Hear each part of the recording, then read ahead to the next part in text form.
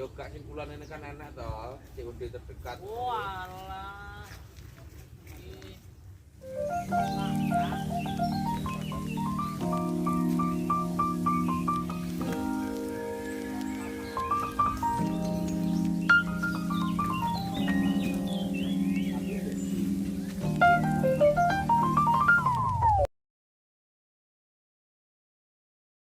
Begitu nggih. Jadi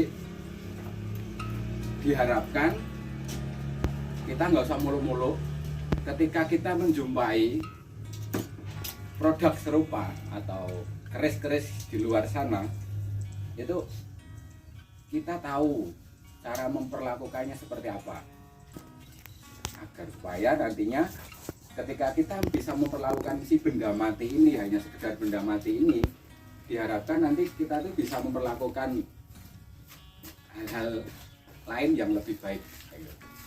Nah, kemarin tak contohkan untuk etika meminjam keris, atau lebih tepatnya ketika kita ada rasa ingin tahu untuk mengetahui keris,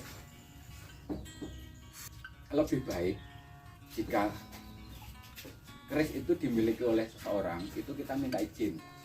Itu kita udah nggak tabu lagi, minta izin pertama. Nah, minta izin di sini dalam bentuk si pemilik ini rela atau tidak kerisnya dilihat. Karena mohon maaf, kemarin udah tak paparkan cukup detail bahwa keris ini adalah aib. Mohon maaf, keris ini adalah aib. Kita punya produk kebudayaan aib yang tertinggi. Bahasa saya aib karena kenapa? Kita tahu bagian kecil dari keris, kita tahu siapa pemilik keris ini, karakternya, wetonnya, sampai ke kelemahan wadi, sehingga keris ini adalah aib. Sehingga kemarin Prof Timbul sudah menyampaikan bahwa di masa yang lampau masyarakat Jawa tanpa keris itu tidak Jawa, begitu. Sehingga identitas si pemilik atau orang Jawa tersebut dimanifestasi atau dikristalisasi dalam bentuk ujung keris, salah satunya. Nah, sehingga tolong dicatat bahwa keris di sini menjadi aib, sehingga perlu adanya etika untuk kita dapat mengkonsumsinya atau menikmati keindahan dari keris itu sendiri. Pertama, minta izin. Kalau memang diperbolehkan, kita lanjutkan, tapi kalau tidak, kita nggak boleh maksa. Nah, kemarin sebenarnya materinya lebih banyak tuh. Kita mencoba memberikan pengalaman ke teman-teman untuk hanya sekedar membuka keris, menerima, memegang, mengamati, tidak begitu detail sebenarnya. Materi yang tak sampaikan tentang bagian-bagian keris tidak begitu dalam. Cukup di situ saja, itu sudah lebih baik daripada kita tidak bisa sama sekali memperlakukannya. Karena keris yang katanya menjadi warisan dunia yang diakui UNESCO itu bukan wujud, tapi intangible, ya kan? Intangible berarti perlakuan, etika, estetika, dan sebagainya, filosofi, isoteri, eksoterinya include di intangible. Sehingga ketika ada kemarin teman yang khawatir tentang ini, kalau tidak dipertahankan, keris tidak dipertahankan, 50 tahun lagi akan hilang. Ini keris dengan kondisi yang sangat memprihatinkan. Orang mengatakan ini adalah era Singosari.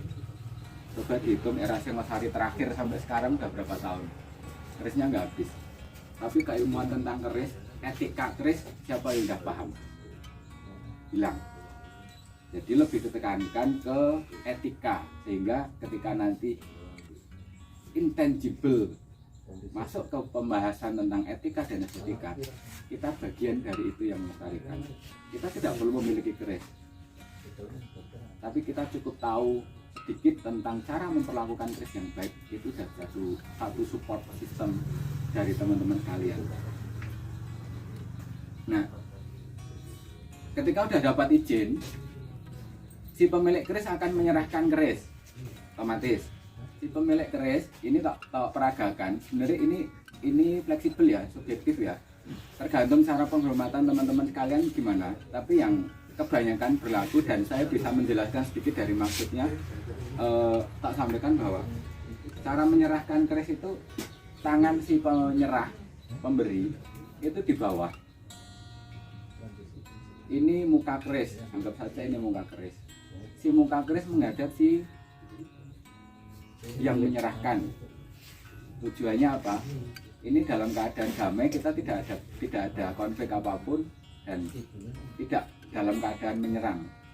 Kurang lebih seperti itu. Terus akhirnya nanti si penerima keris menerimanya dari atas dengan tangan yang baik. Karena cilik dari tangan siapa ini sih nanti.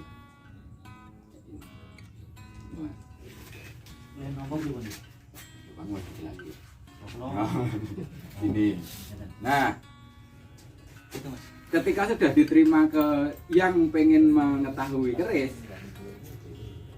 jadi cara membuka keris itu juga perlu etika, perlu tata cara yang benar agar supaya teman-teman tidak terkena hal-hal yang tidak diinginkan. Pertama, keris itu tajam. Keris itu tajam. Sehingga nanti kalau kita salah perlakuan, dikhawatirkan nanti kita sendiri yang luput. Itu namanya ricakrek. Ricakrek itu bagian kecil dari warongko keris. Setiap keris mesti mempunyai ricakrek. Nggak ada yang nggak punya ricakrek. Fungsi ricakrek ini adalah tombol untuk tatakan, istilahnya untuk nantinya akan didorong. Dari ricakrek itu untuk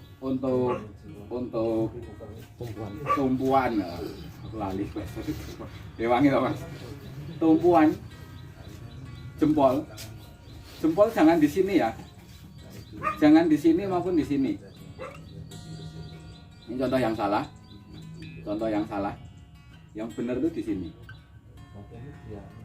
Kenapa di sini salah? Karena beberapa bagian keris di bagian belakang itu tajam, sehingga ketika nanti kita salah membukanya lewat belakang, si tajam ini kita kena.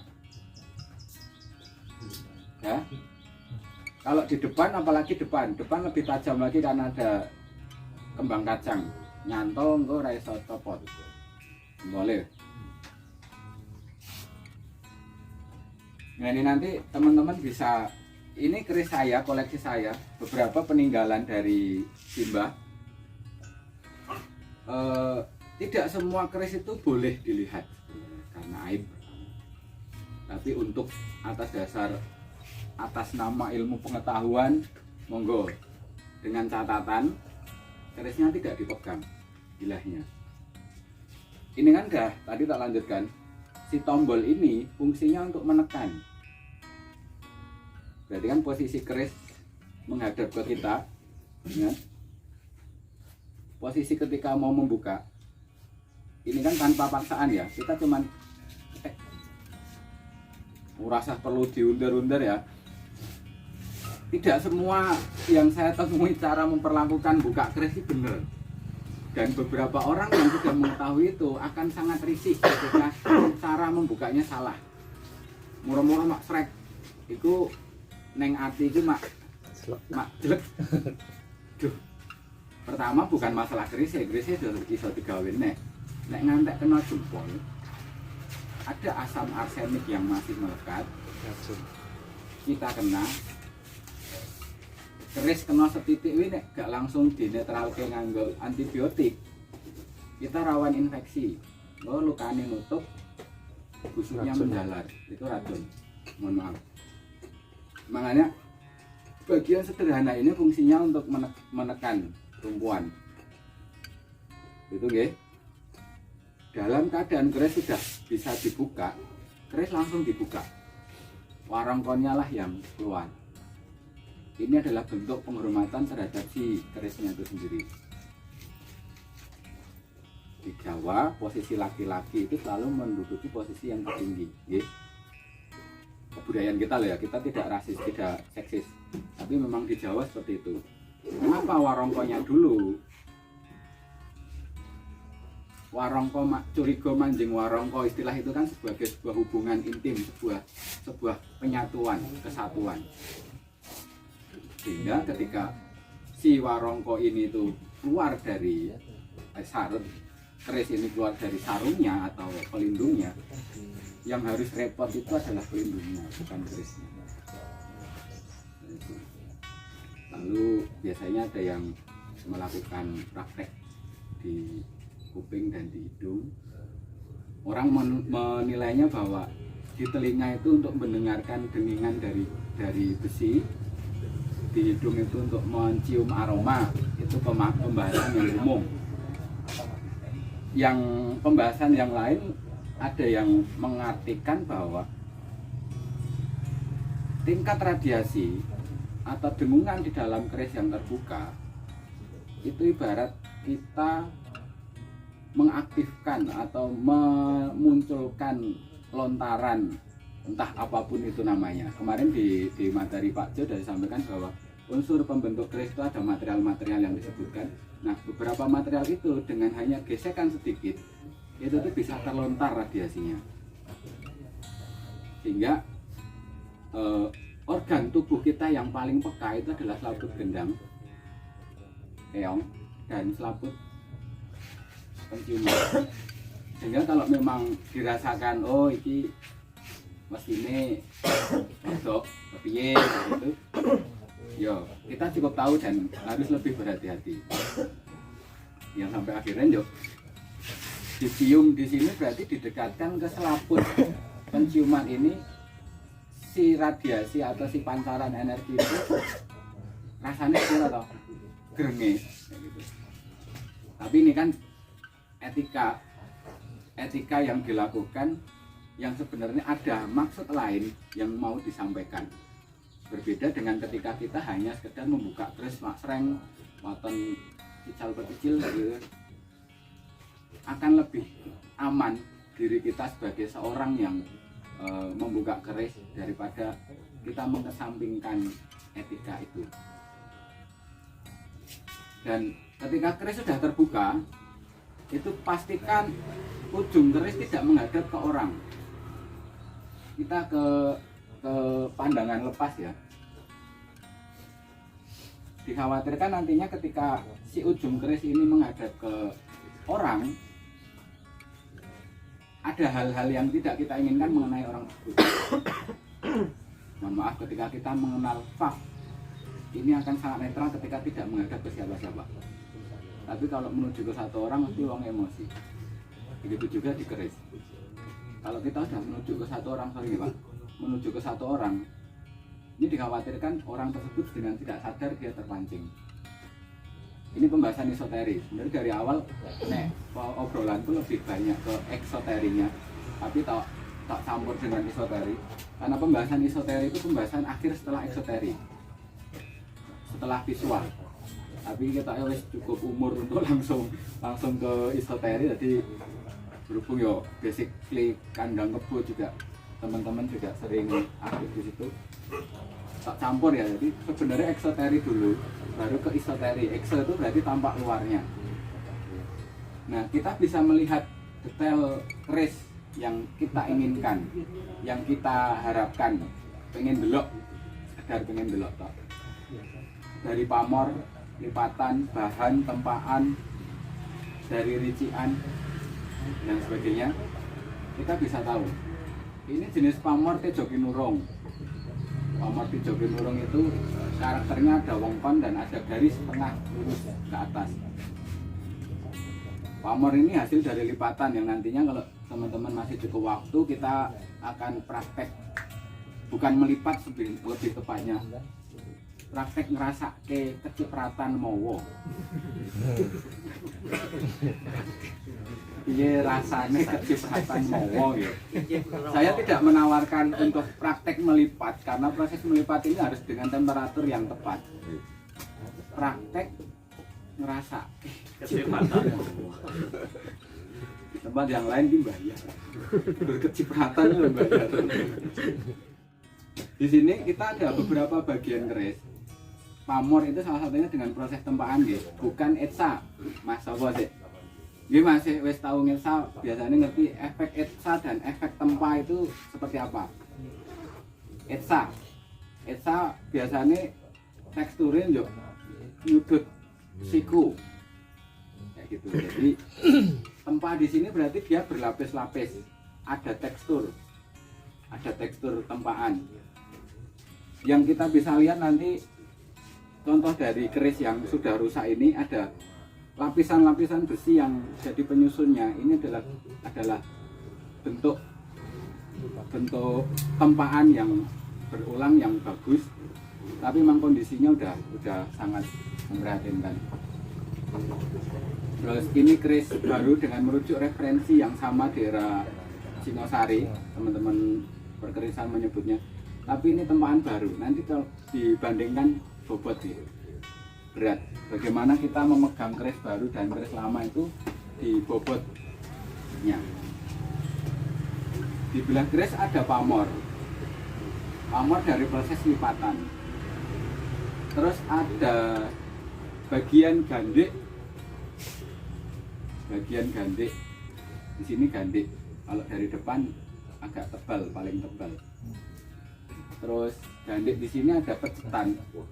Pecetan ini yang berlubang di sini, tekung. Terus ini adalah gonjo. Ini tangguh jalak. Setiap bentuk di dalam perkerisan, di dalam keris itu selalu dinamai. Kita mengistilahkannya dapur. Seperti halnya kita menghujat atau mengumpat kepada teman kita dapurmu, kayak gitu berarti bentukmu atau prejenganmu, kayak gitu berarti dapur merujuk ke bentuk, karakter atau ciri-ciri yang melekat di keris itu sendiri. Ada rician, ada bentuk di sini. Begitu juga dengan ketika kita mau menutup, kita sama perlakuannya, dan si warongko lah yang masuk. Jadi, jangan sekali-sekali membuka keris dalam keadaan setengah terbuka. Begini kira oleh. Ini praktek ya, contoh yang tidak benar gitu. Kalian orang tak contoh kesing klerung kok mah. Kayak ini maksudnya apa? Ini kayak raniat banget dulu. Kita nek setengah-setengah kan jadi nganyel ke. Jadi marai emosi gitu. Yang buat nek arep niat dulu sisan nek orang sisan. Kayak gitu. Jadi kita harus tuntas. Selesai. Oh nek memang wah surapek ya gendang lebok kae. Dari itu. Jangan sekali-kali membuat keris dalam keadaan setengah-setengah. Katakan. Karena itu sangat riskan. Untuk beberapa orang yang tahu sedikit tentang etika perkerisan itu akan sangat tersinggung. Dari ini yang agama ini nyinggung perasaan kontone itu sok. Kita meminimalisir gejolak itu. Gitu. Nah, terus rician yang lengkap itu tadi dapur jalak, rician yang lengkap. Oh ini bisa jadi contoh ini. Jadi ketika memang si keris itu tidak bisa dibuka atau sulit, kemungkinan pertama memang sing duwe ra ikhlas. Kemungkinan kedua memang ada ganjalan di dalam keris yang memang perlu di treatment. Caranya adalah dengan mengetok bagian belakang atau bagian depan.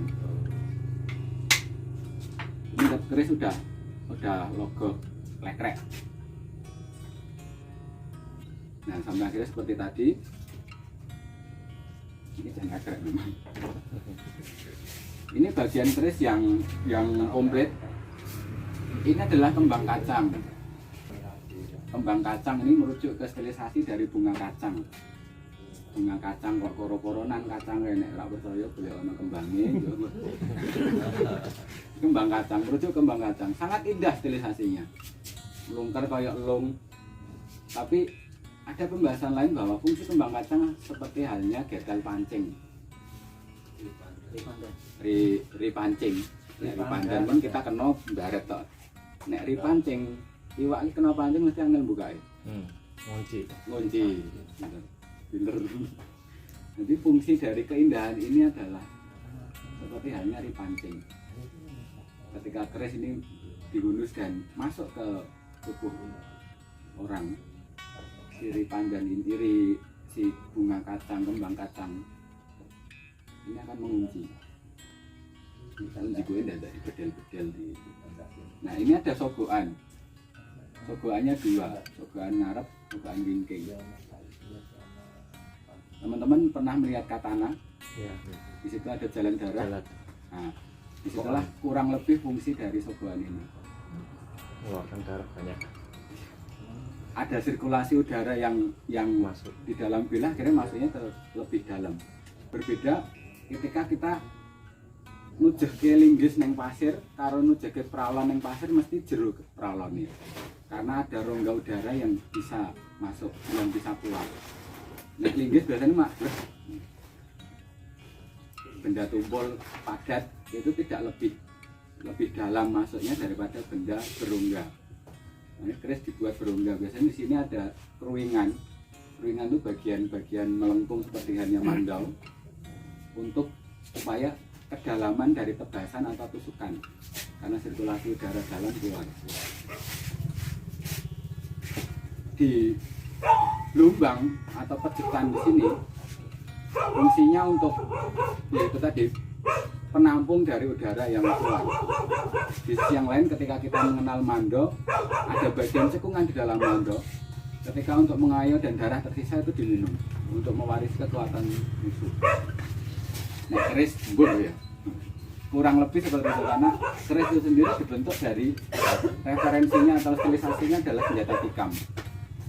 Mungkin beberapa orang akan sangat tersinggung ketika si keris itu berasal atau runtutan storynya berasal dari senjata tikam, karena sangat tidak terhormat.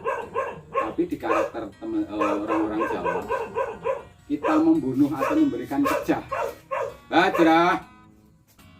memberikan pejah itu dengan cara terhormat, dengan produk yang tidak biasa. Tidak seperti kita ning dalan diklitih nggo kater mati, itu tidak terhormat. Tapi di Jawa memberikan pejah atau memberikan kematian terhadap musuh itu dengan cara yang terhormat, dengan alat yang terhormat. Ketika diruntut ke belakang, fungsi keris tidak hanya sekedar estetis, karena ada dua fungsi estetis dan fungsi fungsional yang ada dalam bilah keris.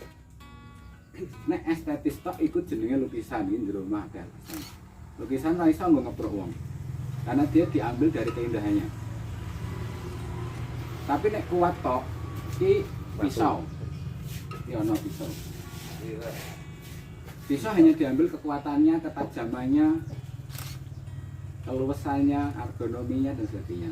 Tapi di dalam keris ada include keilmuan yang kompleks. Ada fungsi fungsional, memang bisa difungsikan. Ada fungsi estetis yang memang tidak hanya sekedar fungsional. Yang sampai akhirnya dibuatlah lebih indah dari hanya sekedar senjata tikam. Kita mengenal kujang, mengenal Batik. ini rencong, sebenarnya rencong Aceh. Aceh.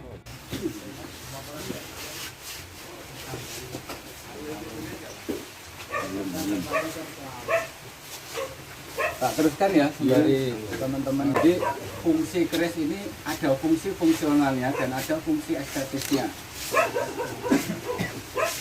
Di sini ada gonjo. Gonjo di sini bentuknya horizontal dari bilahnya, dari bilah kerisnya. Karena rata-rata pamor keris vertikal, sehingga si gonjo ini dibuat horizontal. Fungsinya adalah ketika kekuatan semesta atau energi semesta ini masuk ke dalam keris atau ada di dalam keris, si pamor horizontal inilah yang memfilter. Makanya si gonjo dibuat mirip seperti halnya, mohon maaf, organ perempuan. Ketika energi tanpa melewati kelahiran, dia akan overload. Sehingga di dalam keris perlu kiranya ketika teman-teman mempunyai keris tanpa gonjo, ini segera buatkan gonjo, karena itu adalah bentuk kelahiran dari energi semesta. Sehingga ketika apa yang perlu dan layak kita pelajari itu hanya sebatas sebesar pesi kecil. Kita adalah bagian kecil dari ketuhanan, dari keagungan Tuhan.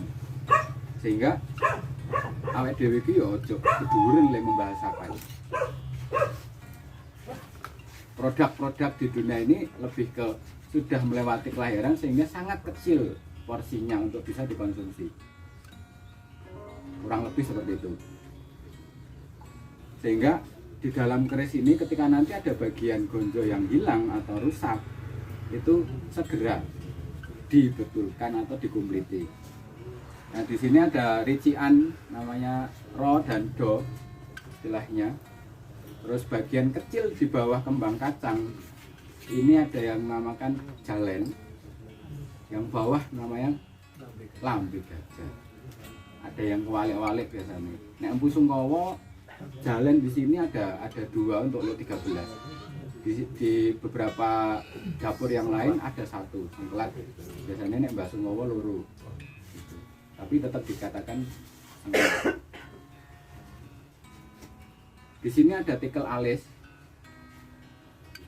Tikel alis itu kurang lebih untuk sirkulasi sebenarnya, juga untuk sirkulasi karena ini terlalu tebal sehingga butuh banyak sirkulasi.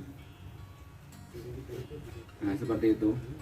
Sehingga ketika si gonjo ini tidak ada, tak sarankan untuk langsung mengganti atau ngumpliti, melengkapi. Nah, itu. Di sisi yang lain menjadi pelengkap atau kelengkapan dari keris itu sendiri, si gonjo ini bagian pertama yang bisa kita lihat sebelum bilahnya. Kelihatan kan? Makanya untuk beberapa orang yang tidak mau diketahui identitas kerisnya, si gonjo ini dibuat keleng atau hitam kelam. Yang nantinya ketika hitam kelam ini kita tidak bisa memprediksi isi dalam keris itu sendiri. Karena sebenarnya kita dari gonjo yang dari bawah ini kita bisa melihat keris itu apa, jenisnya apa, lurus atau low dan sebagainya. Itu dan kayak kita nggak bisa nempak, soalnya tungkuku di luar. Karena terlalu menyatu dengan alam, jadi nek udan leren gitu. Nah, seperti itu. Dan poin lagi ketika teman-teman ada etika yang luput kadang diperhatikan ketika kita menerima keris dari orang lain, itu kita merasa senang. Tapi alangkah baiknya ketika si keris itu kita mahari atau kita tukar dengan barang yang lain. Karena ketika keris ini diberikan ke orang lain, kita tuh mewarisi memori dari kepemilikan itu sendiri. Sehingga dikhawatirkan nantinya kita akan mewarisi karma buruk dari si pemilik keris sebelumnya. Karena ada istilah di keris itu ada istilah ngasin. Istilah ngasin itu berarti dia sudah pernah digunakan untuk menikam atau membunuh atau mencelakai orang. Sehingga perlu kiranya diputus karma buruknya dengan cara kita membayar lunas atau sah sesuai akad. Jadi ini gue udah seneng kan tiga wah iya, gue percaya orang aku mantan lu ya. Tidak hanya sekedar kepercayaan, tapi ada hal lain yang perlu kita antisipasi. Di situ kurang lebih tentang etika menyerahkan, membuka dan mengetahui sedikit bagian dari keris, sehingga nanti teman-teman yang mau bersedia membuka atau melihat keris silahkan monggo, karena ini memang keris itu rada komplit untuk bisa dipelajari.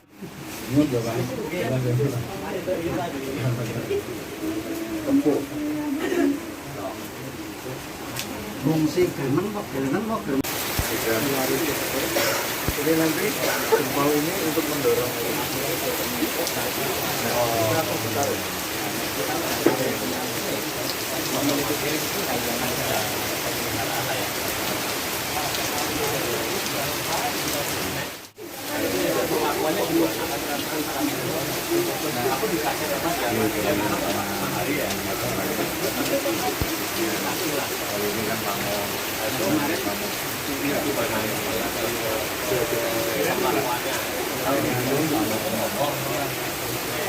Nanti di setiap itu juga beda tanah.